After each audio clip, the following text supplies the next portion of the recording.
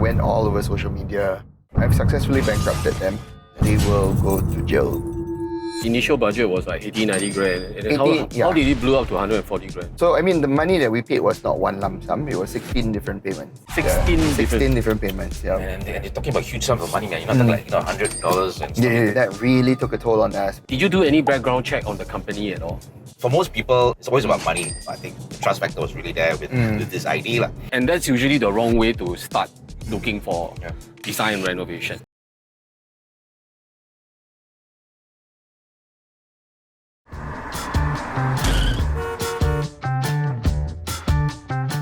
Hello everyone, I'm Rene and welcome to our very first Reno Roadblocks here. And we're here to talk about some real renovation stories and the ups and downs and everything in between. And joining us right here on our journey is my two very special guests. We have Jeremiah in the front seat and Ashley in the back. So Jeremiah, how about intro from you? Okay, my name is Jeremiah. I'm a first-time homeowner. And let's just say my dream home took a bit of a detour. Hi everyone, I am Astley Ng, aka the designer. And I'm here to help decode renovation and kind of clear all that myth that surrounds this industry. That's right, folks. We have Ashley here, who's our resident expert, with us a bit more on giving Jeremiah advice. And to kick things off, I have a couple of questions which we have for Jeremiah, and of course, Ashley is, going to give us his input as well. And the very first question we have is for Jeremiah. Could you share us a bit more about your home and what made you decide to renovate it? Well, okay, I actually had the home since about 2019. We got married, we bought our first home. I think that's pretty normal. Okay. But we waited, we barely did any renovations to it because it was in a very nice move-in condition.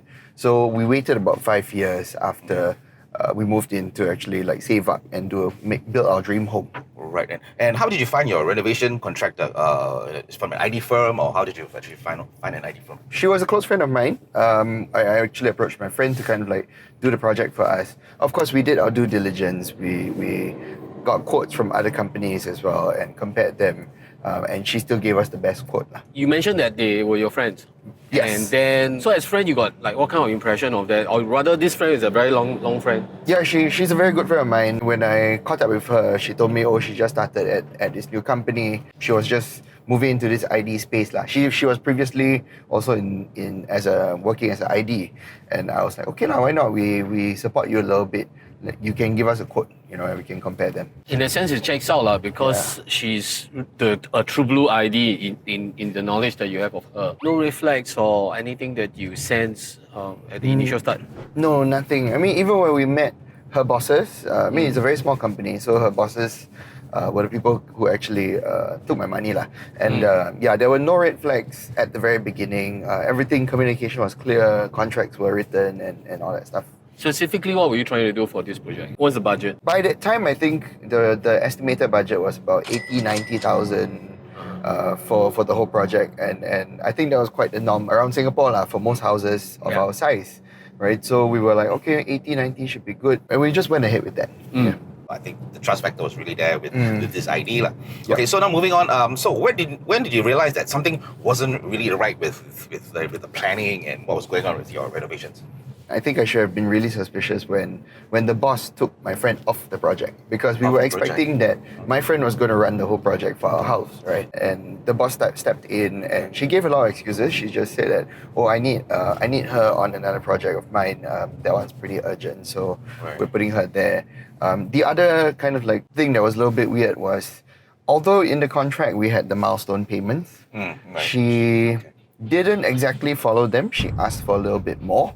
And when I questioned why, she gave good reason actually. She mentioned that GST hike is coming, let's try to save you that 1% extra. So what kind of impact did have on you financially or emotionally? It was massive. I think it's been almost 3 years now. And we lost 140 grand. It's a lot of money, man. Yeah, it's a lot of money. And furthermore, I think what really hit us very hard was not having a home for about 9 months. I think that really took a toll on us, because we rented a room from one of my childhood friends who lived near us. And when we lived there, it affected us in many ways, because I thought that, by starting this renovation project, I could cut back on a little bit of work, focus on trying to manage the whole project also. But having it stretch out for 9 months, that was That's just a long too time. much. Yeah. Yeah. That's a long time. But you were saying that the initial budget was like 80, 90 grand. And then 80, yeah. how did it blow up to 140 grand? It included the furnishings and a lot Ah. of like appliances and all that stuff. So And the rental, I suppose. yeah, and the rental, correct. Okay. You mentioned that there was no clear red flags. The only indication was that your friend was taken off. But you went into the so-called this agreement due to your friend. So the thing that was kind of giving you assurances was your friend. Did you do any background check on the company at all? That's where we kind of slipped up lah. We didn't exactly do. So it's kind of like I don't know what I don't know at that time. Yeah. I didn't know that there were accreditations for certain renovation companies and so on. Yeah. So that took us by surprise later on. I didn't know that you could actually hire companies that are certified and a little bit more trustworthy in that sense. You mentioned that the boss took over and then your friend is out of the picture, they were running the show, money was spent, but how did things escalate? It started with us realizing that it took extremely long for hacking works to start. I mean, normally hacking, you apply on HDB, we get the notice, it starts in about a week or two, and it just goes, right? Hacking took 3 months. 3 months. Yeah, like As in the process to get the application approved? waiting for the hacking took 3 months, which never happened. Wow. We were extremely patient, so we waited like 2 weeks. Every week we would go and check the house, collect letters, water my plants and all that stuff. Then we kept chasing. Hey, how come nothing? How come nothing? So I think this was where it got really fishy. We went to the house, they were taking out floorboards, the vinyl floorboards on their own. Okay. Then after that, when I continued to pressure them, they DIY hacked holes in the cupboard and the fake walls. To try to kind of give the illusion that things are moving. And I was thinking to myself, like, it makes no sense. Contractors wouldn't do like 1% of the work and walk off. Yeah. It makes absolutely no sense to me. Then of course we kept pressuring. Then suddenly she came up with an excuse. She said she was pregnant. And then, I mean, my wife being nice, my wife was like, hey, don't disturb people pregnant lah. Then I'm like, okay lah, give her some time off. Then after 3 weeks, 4 weeks, she said she miscarried. Wow. Again, my wife was like, Guilty. okay, give chance lah, don't disturb. And that easily added up to 3 months. So by the time June came, we realized that they started to avoid us. Don't respond to texts and all that. But because they ran an events company, I eventually caught up to them. At their event, I confronted them. I told them that we want to cancel the project and I expect a full refund. Yep. At this point, how much have you paid? It was actually almost like 120,000 lah. 140. The additional 20,000 was actually for the rental and a few other things that they owe us for. Yeah. But the initial deposit to them and other subsequent payments that they were looking for, GST related. They followed the Schedule, milestone. So I mean, the money that we paid was not one lump sum. It was 16 different payments. 16 different payments. Yeah, we logged everything down and had it all written in a contract. So typical milestones wouldn't have 16 payments. correct. a lot, but yeah, it was actually only supposed to be 3. Yeah. Or 4, I think. Then they broke down. I mean, everything that they asked us for in terms of money was justified. Oh, we want to buy tiles ahead of time. We want to buy the materials. And they put the cost out accordingly lah. Right. We were like, nothing suspicious there. Right. Okay. So my next question for you is, how did you eventually resolve or with this issue, or how did you actually get help after realizing that something's going on? Firstly, cancelled them. Then I prepared. I had my lawyers prepare a repayment contract for me. Right. To and with all sorts of clauses to kind of like make sure they keep paying. Okay. Then from there, it slowly escalated because they paid a little bit, then they stopped paying and they stopped responding. Right. Then from there, I got frustrated because the delays were made absolutely no sense. So they said they want to renegotiate. So we re-prepared another contract. Right. And these were all stalling techniques lah. Then after that, I went to legal debt collectors. Wow. Eventually, we managed to collect about 20 plus K from them. And from the legal debt collectors, at the same time, I went all over social media, Right. news outlets, media channels, and then all the podcasts and stuff to talk about them. Then my final straw was actually getting lawyers to bankrupt them. Wow. Yeah, so I've successfully bankrupted them. And my best guess is because there's so many other victims as well. Correct. They will go to jail at some point. Yeah. Okay. So looking back, what do you think, or how do you wish or you could have done things differently, before you actually signed the contract? I think the signing the contract part was the tough one because it was all in an effort to support my friend. Right. Okay. But maybe I should have done a little bit more research into researching accredited companies. Right. When they took my friend out of the project, I could have insisted that she's the main reason why. Correct, exactly. Yeah, we were contracting your company, and if you're taking off, I'm just pulling up. Yeah, and you're talking about huge sums of money, man. You're not talking like $100 and stuff. Yeah, correct. 140 Yeah, grand. it's a lot of money, That's man. like easily 10 years of our savings before we it's- got married. Yeah. So the friend that was taken off the project, right? Was she at what point, or rather, she was still with the company all that while? Yes. Oh, and I think the boss didn't let us speak to her. That was also a little bit weird. She's like, is busy, don't disturb her. By the time I sent a very angry text into the group chat for the company and us, she realized that things were going wrong, and she messaged me, why never tell me earlier? I said, your boss told me not to contact you because you're busy. And she said, no, I mean, I'm doing other work, but I have time. And I'm like, oh, okay. I found out later she was also leaving the company because she hasn't been paid. She didn't get her salary. Yeah. So there were all these gut feeling, or rather we can call them red flags, like number one, accreditation checks, your friend was taken out of the project, and they were kind of secretive about for you communicating with your friend. Would you think that because renovation for homes is a very emotional process, and many times you bypass logic and you're trying to say, hey, give people the benefit of the doubt, and so on and so forth. They got the lady boss to speak to you, so you go softer lah. Would you think these are the reasons? I think the lady boss, the way she communicated also is a very soft approach, and it helps to build trust. But use a lot of big words to kind of confuse people, talks in circles and all that stuff. Right. So Convoluted sometimes, very convoluted. So Yeah. sometimes when I read her text or in the way she communicates, I'm like, you're going nowhere. And after a bit of time, I started to tell her, just cut to the chase. Stop wasting our time. But yeah, it was very difficult for us at that point in time to detect any red flags because it was all very justified. Everything was quite transparent. Okay. Yeah, it's just that on their end, when they received the money, what they did with the money, we didn't know. So right now, what I'm doing is kind of move my attention towards Ashley, who's going to give us some advice as well. So Ashley, so for someone about to start their own reno, what's the first thing they should do differently based on kind of the scenario that Jeremiah is telling us about? The first thing that I think the homeowner should do is to have a family meeting. It's important to get all the members aligned to establish what are the goals, what you're looking for. And budget is always the consideration, but during the discussion, right, you will be able to kind of pick out certain things that your family members are sharing. Like, for example, the mom is looking at cooking, the brother is looking for soundproofing the room because he has a drum set in his room, stuff like that. Right, okay. And then based on these specific requirements, you go and look for designers specifically to address all these issues, functional reasons first. And usually when the designer can address this issue, you can tell because there will be specific nuances that the designers would be able to articulate and share.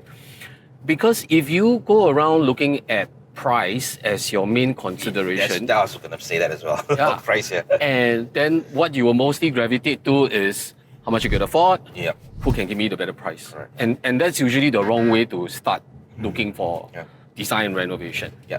So I'll add to that, actually, sorry, I'll add to that. You mentioned about price, right? Because I mean, for most people, it's always about the bottom line. It's always about money. Say example, you're getting quotes for 100,000 and this guy comes gives you like a $40,000 less than what everybody's giving. Automatically you'll be going, hey, not bad. I mean, that's just the human nature. Right. So how do we deal with things like that? Well, you have to kind of look at it objectively. Yeah. Typically, from the contract point of view, the telltale signs is that the descriptions are ambiguous. It looks like it's about the same thing because they can always show you drawings that kind of match with the, let's say, party A, party B company. Right. But somehow or rather, the contract details, right, don't kind of match with the drawings. That's one way of looking at it. Okay. The other way to kind of smell something fishy, right, is that you challenge them in terms of where will the materials be from, where are they sourced, who are the specific suppliers, can we go and visit them? Right. And if they are wishy-washy about it, or they can't let you go and see their projects, then usually they are a big no-no lah, because we're talking about anything like more than 10,000 difference, or rather maybe we can say 20% difference, then that's usually is a very big red flag for me.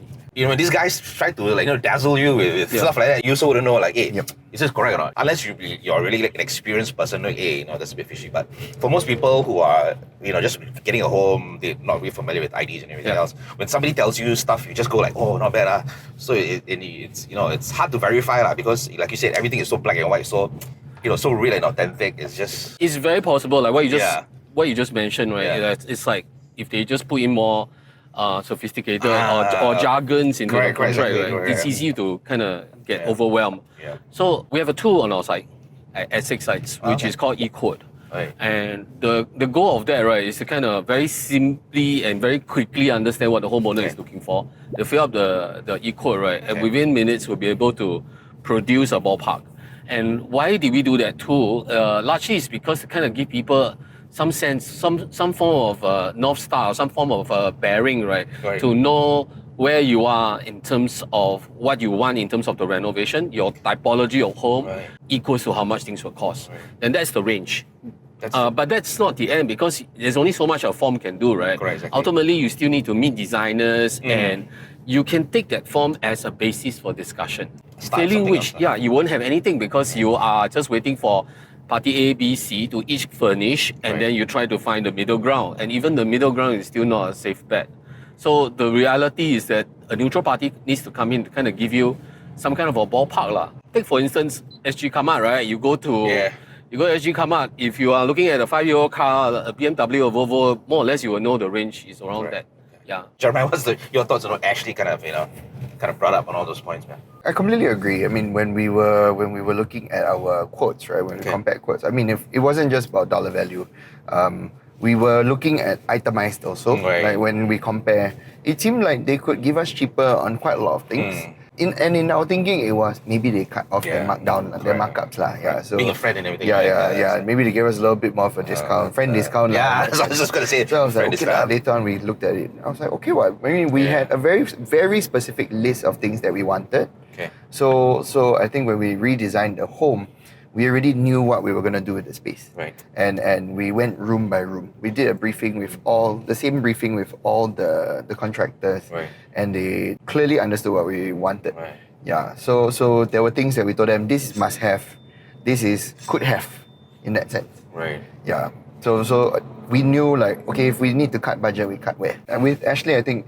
having an e-tool that kind of standardize and help people to understand what the cost is would probably be a lot more transparent in the industry. It could maybe even set the benchmark. Okay, this is how much you should expect to spend. Right. Okay. And with that, I guess it kind of wraps up today's right here. And once again, big thank you to Jeremiah for joining us right here and for sharing your story, man. It's really good because in the sense that actually, I think I should agree as well. It's an eye opener to everybody out there who's not familiar with the whole ID space and what to do.